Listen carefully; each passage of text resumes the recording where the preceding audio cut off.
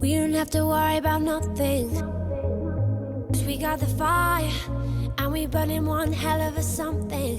Hey guys, welcome to the Coach Couch. Welcome to the Coach Couch. Welcome to the Coach Couch.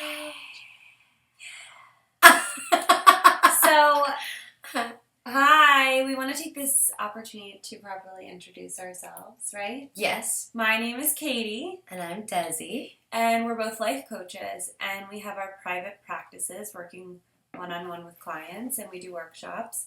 But we also wanted to bring the information that we have about people and how we operate to you on a broader scale. Yeah. We did a little bit of asking around in preparation for this, and we got a lot of responses. And today we're going to talk about self-care, self-love, and what self-care looks like when it comes from a place of self-love. Yeah, beautiful. And not just from a place of damage control. And so we're really looking at self-love as a relationship with yourself. And what would it be like to create the most pristine, perhaps even excessive relationship with yourself? And so one of the first places that we look is, who are the people that you're surrounding yourself with? Because a lot of our clients tell us that, they're doing really well, they have great lives, but they're not surrounded by people who support them, or they have really toxic relationships in their life. One thing is to create boundaries. That's actually an act of self-love, is to create boundaries, or even perhaps stop engaging in relationships that aren't serving you anymore, because it's not an act of love for you to be in those relationships. Yeah. And it can look like anything. It can look like a lack of support, and it can also look like a drain. If there's somebody that's always bringing their heaviest load to your table, but actually never trying to do anything about it, it's probably not in your best interest to continue to engage that person because they are taking advantage of your love and your gifts, Okay, the other thing you can do for self-love is spray perfume on yourself. I'm sorry, did I get that in your mouth? But this is really good perfume. It's actually really, it's good. Tastes a little bit like this wine I'm drinking. Okay, so, no, really, we always tell our clients, write a letter to yourself reminding yourself of the things that you really love about yourself, that you really appreciate. Buy yourself a gift, buy yourself flowers, Look yourself in the mirror and just say, I love you. It's a little weird at first, especially because most of our self-talk is not as positive, but we want to get in the practice of more positive self-talk. Definitely, because your subconscious does not know any better.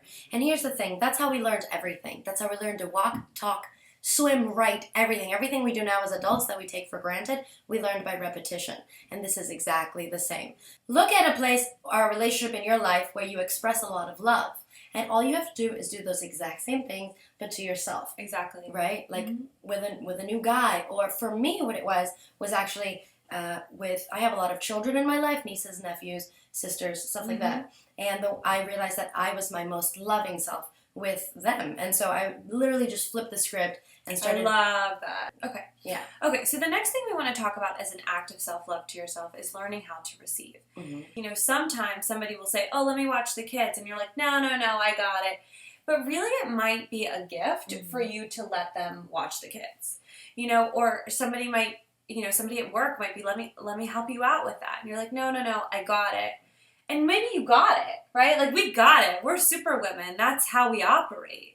But it's not about having it or getting it or having control. Or proving it. It's actually, sometimes it's about balancing the energy, and sometimes we're actually just giving too much. I think that a lot of times people equate learning how to receive with big, grand gestures. But, how often have you heard somebody pay somebody a compliment and it immediately gets... You look gorgeous. I love your top. Oh, stop.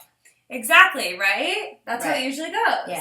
Yeah, and there's and actually, you do look gorgeous, and it's okay to say thank you, or sometimes it's okay to say, I know, isn't this a great top? Or the point is to celebrate yourself. So if you have any questions or comments, go ahead and put them in the comments below. And anything else, Des? Thank you for joining us on the couch. Yay! We will be back very soon with another episode of Coach Couch. And a new topic, and tops. Love y'all. Bye. They're gonna see us from outer space, light it up, like we're the stars of the human race. human race. When the lights turning down,